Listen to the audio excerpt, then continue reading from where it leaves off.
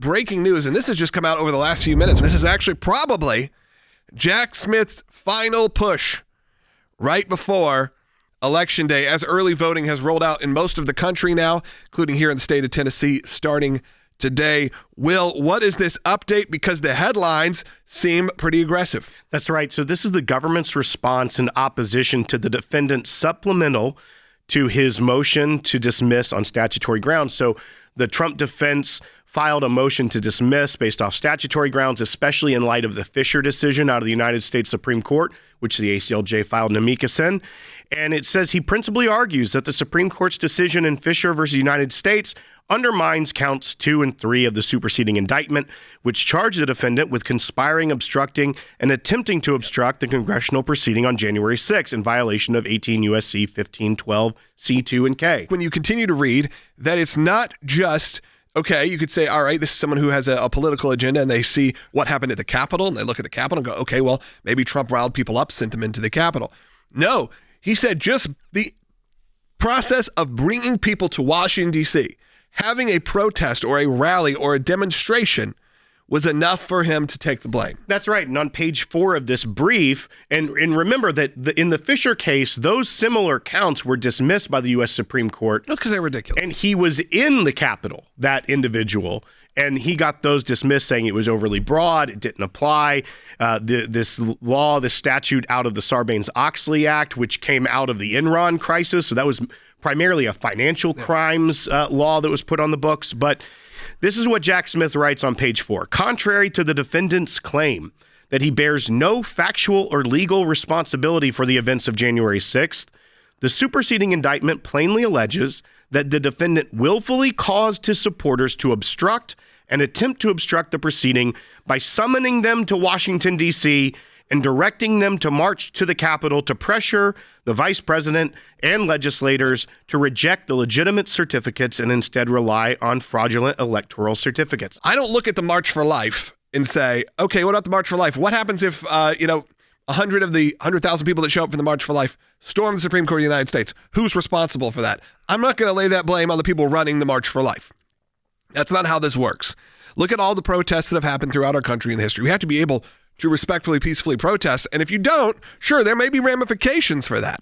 But again, who takes the blame? But of course, this is just another moment where politics is superseding the law. And we know that as we are just, 20 days away now from the general election, from Election Day. Voting has started. It's happening right now. And in this, we see Jack Smith saying that the Supreme Court decision on Fisher doesn't apply to Trump because he bears responsibility for January 6th. Because he summoned people to Washington, D.C. And the way I read this, Logan, is that this is Jack Smith's final moment to try and publicly say something to the detriment of Donald Trump before the election. And I'll even toss this to Rick here, is that, Rick, we've seen the way he's done things out of order. We've seen Ellie Honig on CNN actually blast him for being politically motivated in the way that Jack Smith has been rolling these things out before Election Day, out of practice with the Justice Department. And you see these motions as just another proof that the weaponization of the Justice Department against Donald Trump, everything that Donald Trump says. You're trying not to say witch hunt. I can tell. Right, I'm going there. But it's almost proof that what Donald Trump complains about is in reality happening, that this is a weaponized DOJ against him. Yeah, the one thing that I will say is that when you read this latest last breath attempt from Jack Smith to throw mud and politics into the presidential race, this clear election interfering, Jack Smith is just simply Adam Schiff with a beard. They are the same person. They are doing the same thing, which is all politics, all made up politics all of the time. And we've got to really push back. We can't have this election interfering. Jack Smith has had more cases thrown out over his career than he has finished. He has got a terrible track record of playing politics and getting overturned. And he's just grasping at straws, and it's very clear that he is a partisan here, just like Adam Schiff. The problem with this is it seems like every single filing that Jack Smith puts out, whether it be his unprecedented evidentiary brief that he got out and then wanted the redactions out and those unredacted portions came out, is he's filing these almost as press releases before the election. He is trying to get as much information, as many statements out there that he can to try and influence the election. This is so much worse, I feel like, than what James Comey did to Hillary Clinton in 2016 by closing and reopening and doing a press conference and saying she did all these bad things, but we're not going to charge her, because these are in court, him trying to get a conviction that is unlikely will happen, but he is still going forward and putting these statements out as much as he can before Election Day to have as much negative press out there. And hopefully the liberal media will pick it up and run with it and broadcast it into every home in America saying, look how bad it is. Trump summoned his people to Washington, D.C. to protest what he thought was election fraud. When we first met a number of years ago now, I said that I felt like our voting demographic, and you and I are in similar age groups, are just searching for authenticity. We're just searching for people who actually believe what they say they believe.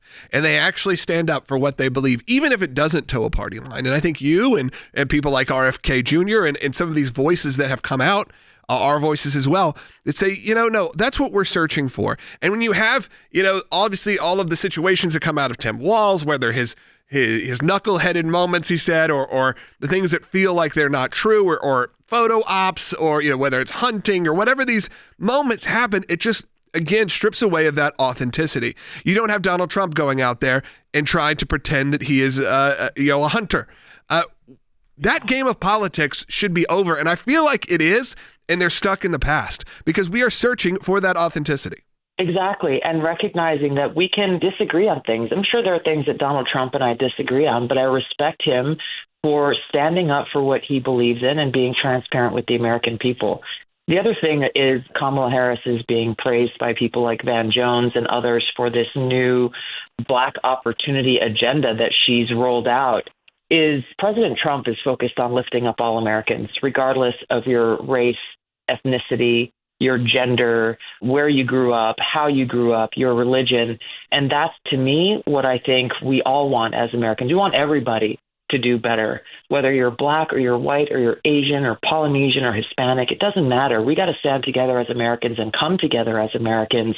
And this is the opportunity that I see in President Trump's election, and that I hope voters recognize as well, because it's evident through his record and the agenda that he has for our country.